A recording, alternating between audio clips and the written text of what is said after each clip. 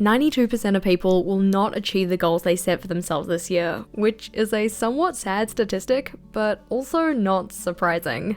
This year though, that's not going to be us. If you've been setting the same goals year after year and not seeing progress, then this video is for you.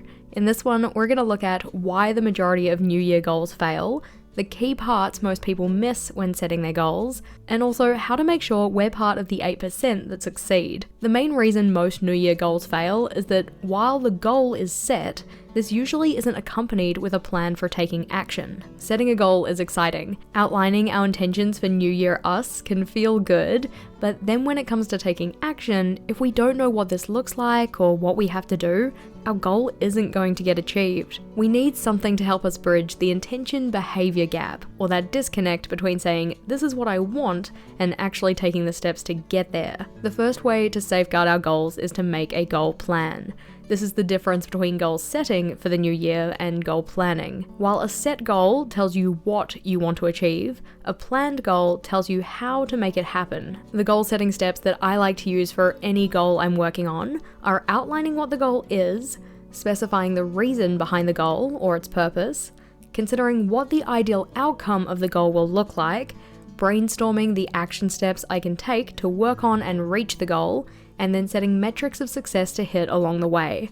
Sometimes I also timeline my action taking out so that I have a clear picture of what needs to get done when, but the other steps are essential for any good goal plan. While just this process can hugely influence whether we reach our goals, with planned goals being much more likely to actually get accomplished, we can take this a few steps further. What we want to do to make our plan even better and even more helpful is make what is called a challenge plan. A lot of the goal plans that are made, while made with good intentions, are set using ideal conditions. Sometimes this is fully in unrealistic territory, where we'd have to literally wake up on day one and be a fully new person who isn't burdened with any of our current realities, has consistent peak energy, has way more time in their schedule, and doesn't face any of our typical challenges. Other times though, the plan is very realistic for a good day, but what happens about the days that aren't so good? By ignoring the fact that not every day is perfect, we're setting ourselves up for disappointment when we can't keep up with these ideals that we set for ourselves. What we can do to address this though is include challenge planning into our goal plans. Challenge planning isn't so much planning to have challenges, but more so planning in advance to how we will respond to challenges. If we plan in advance for the challenges we might face and how we want to tackle them, these are going to be less likely to derail our goal-getting progress. So it's all good and well that we want to include this in our goal planning, but how do we actually do it? Considering the goal that you're setting for yourself, start by brainstorming the different challenges that might come up along the way. For example, I have a goal this year of pre-preparing my breakfasts and lunch for the week so that I have things I can just grab and go. Some of the challenges that might come up with this is getting to my meal prepping time and not having the ingredients. I might not feel like cooking. I might not be home to cook on my regular meal prepping day. I could come to a week where I just don't know what I want to cook for the week ahead. Your challenges are of course going to be dependent on the type of goal you're setting for yourself, but starting with this brainstorm helps us consider any of the little things that might get in our way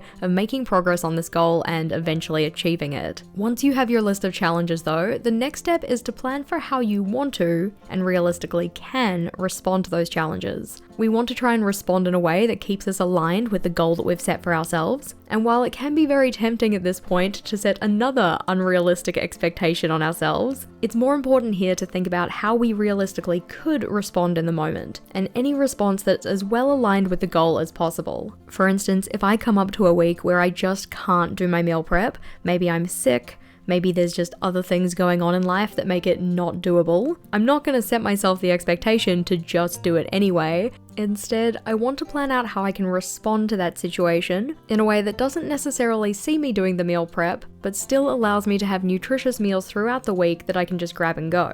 That might be preparing in advance for those and doing a double prep week, where I just have some things in the freezer that I can pull out and defrost, or it could be an option that's pre-prepared from the supermarket that's still aligned with the other goals I have for myself. Again, just like brainstorming the challenges, these are going to be unique to your goal, unique to your situation, but think about how you want to and realistically can respond to the challenges that might come up. Some of these responses might be things that happen in the moment when the challenge pops up, whereas other ones can be preventative actions that mean that the challenges are less likely to occur at all. For instance, one of my challenges is not having the ingredients when it comes to doing my meal prepping. So a preventative action that I can take with regards to that is making sure that a couple of days in advance, I know what meals I want to prepare and I've written down all the ingredients I'm gonna need so I can grab those before I come to do my cooking. Once you have your list of responses or preventative actions, then we want to word them as simple statements that we can come back to when those challenges arise, or when we're trying to prevent the challenges from happening at all. We have two formats these can be written in, either as when this, then that statements, or it could be written as a I will action at time in place statement if they're a preventative one. You don't have to use the exact wording here, it doesn't need to be quite as formulaic, but we're really aiming for a simple statement that tells us what we're going to do,